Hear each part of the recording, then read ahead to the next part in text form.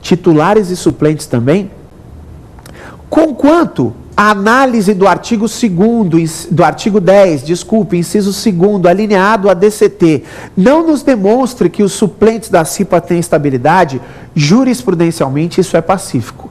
Titulares e suplentes. Oi, André, mas me desculpa, eu estou querendo prestar OAB. Você falou que então a lei do ato de disposições constitucionais transitórias não traz a estabilidade do membro da CIPA suplente.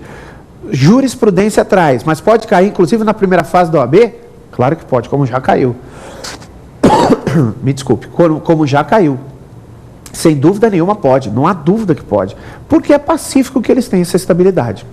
Tanto o membro da CIPA, titular e suplente. Joia? Perfeito? Trazemos mais um tipo de estabilidade indispensável de se mencionar, que é a estabilidade do acidentado no trabalho. Aquele acidentado no trabalho, que nós já tivemos um programa aqui, falamos sobre a competência dele, da Justiça do Trabalho, das ações decorrentes, o conflito de competência julgado já pelo STF a respeito disso. Bom, o empregado que sofre acidente de trabalho, ele tem estabilidade? A resposta é, tem, dependendo do tempo de afastamento. Por que isso? Quando o empregado sofre acidente de trabalho, ele é afastado, e veja gente, por favor, só quero fazer uma observação aqui, um parênteses. Quando a gente fala de acidente de trabalho, juridicamente, a doença profissional está incutida nisso. Tá? É claro que do ponto de vista da língua portuguesa, acidente é diferente de doença. Acidente é algo abrupto, algo extraordinário que acontece. E doença não, né? Por exemplo, a Ler-Dort, tendinite, né? Que se caracteriza muito para quem trabalha com mecanografia, o cara não bate a mão no computador e inflama os tendões, é uma doença. Mas para efeitos de afastamento, para efeitos previdenciários, trabalhistas, é a mesma coisa que a doença profissional, é a mesma coisa que o acidente de trabalho. Bom, o empregado que sofre acidente de trabalho ou que adquire alguma doença profissional, ele é afastado do emprego. Os 15 primeiros dias de afastamento, quem continua pagando o seu salário é o próprio empregador. É o próprio empregador que continua pagando os 15 primeiros dias de salário. A partir do 16º dia, após o 15º, a partir do 16º dia, ele passa a receber da Previdência Social. Ele passa, portanto, a ingressar no INSS. Tem muita gente até hoje que fala, entrou para a Caixa. Ele passa a receber do INSS. André, você está falando de prazo? Não estou ainda falando do prazo dessa estabilidade. Estou falando da obtenção do direito a ela. O empregado que sofre acidente de trabalho é afastado. 15 primeiros dias ele continua recebendo do seu empregador. Depois disso ele ingressa no INSS. E ele só terá direito a essa estabilidade se ele ingressar no INSS. Ih, André, pera um pouquinho. Acho que eu não entendi bem. Se a alta médica se der até o 15º dia, ele pode ser mandado embora. Se ela se der a partir do 16º dia, ele tem estabilidade. Artigo 118 da Lei 8.213 de 91. Artigo 118 da Lei 8.213 de 91. Tá? Artigo 118 da Lei 8.213. Se o afastamento do empregado se der por mais de 15 dias, ele adquire direito à estabilidade. E qual é o prazo dela? 1 ano, contado da alta médica. Retornou ao serviço, teve alta para retornar ao serviço, tem 1 ano que ele não pode ser mandado embora. André, não importa o tempo que ele ficou afastado, conquanto seja mais de 15 dias, não importa. 1 ano contados efetivamente da alta médica. Ele pode voltar à empresa no 16º dia ou no 16º mês. 1 ano, ele não pode ser mandado embora.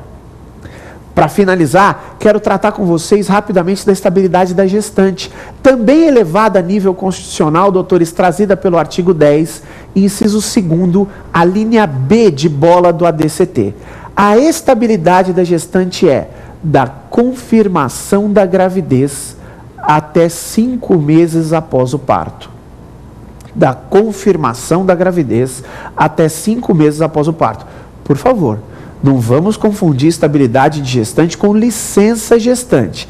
Licença é o período que ela se afasta para ter o filho, em regra de 120 dias, né? 28 antes do parto e 92 após o parto, que nós tivemos até uma leizinha agora que faculta algumas empresas a elastecerem esse prazo de 120 dias para 6 meses e terão em troca um incentivo fiscal para isso. Mas a licença é o período que ela se afasta para ter o filho. Por favor, período em que ela se afasta para ter o filho. É diferente da estabilidade de gestante. Estabilidade é o direito dela permanecer no emprego, ainda que contra a vontade do empregador. Ele não pode mandar embora, salvo por justa causa, aqueles critérios que a gente já estudou. Qual é a estabilidade da gestante? Da confirmação da gravidez até 5 meses após o parto. Da confirmação da gravidez até 5 meses após o parto.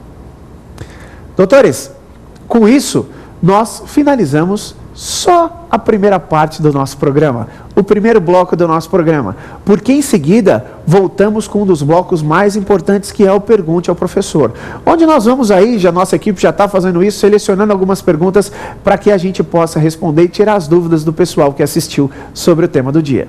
Portanto, é um pulinho só, nós vamos e voltamos em seguida para o Pergunte ao Professor. Até já!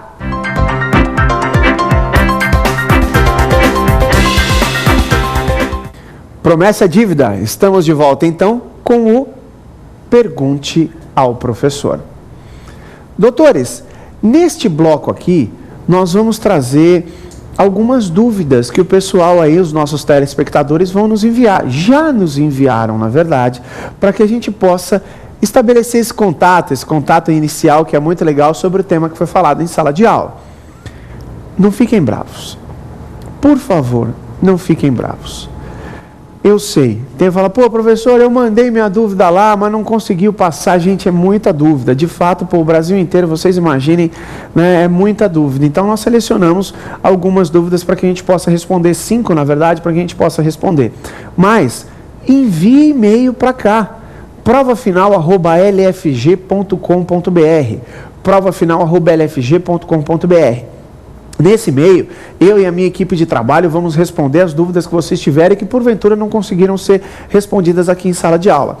Não esqueçam também, uma dica jurídica para vocês, não esqueçam também de entrar no portal do site do LFG. Lá nós temos vários artigos jurídicos de relevância aí para os estudantes da área de direito.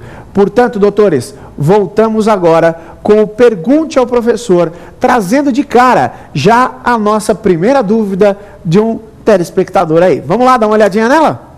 Bora lá então. Professor, a estabilidade decenal persiste para aqueles que têm o direito adquirido?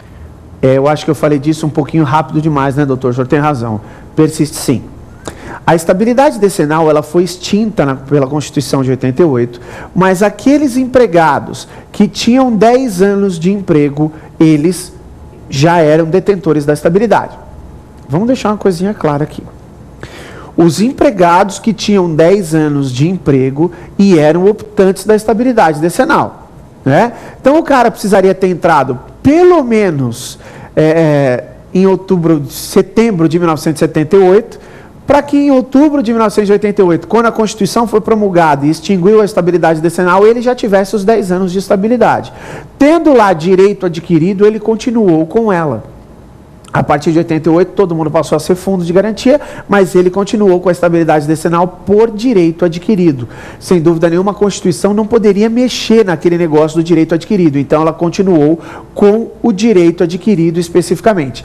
Empregados, então, que eram detentores da estabilidade, ou seja, repito para que não haja confusão, que já tinham 10 anos de casa e eram optantes da estabilidade decenal, mesmo após a extinção dela pela Constituição de 88, continuou em virtude do direito adquirido.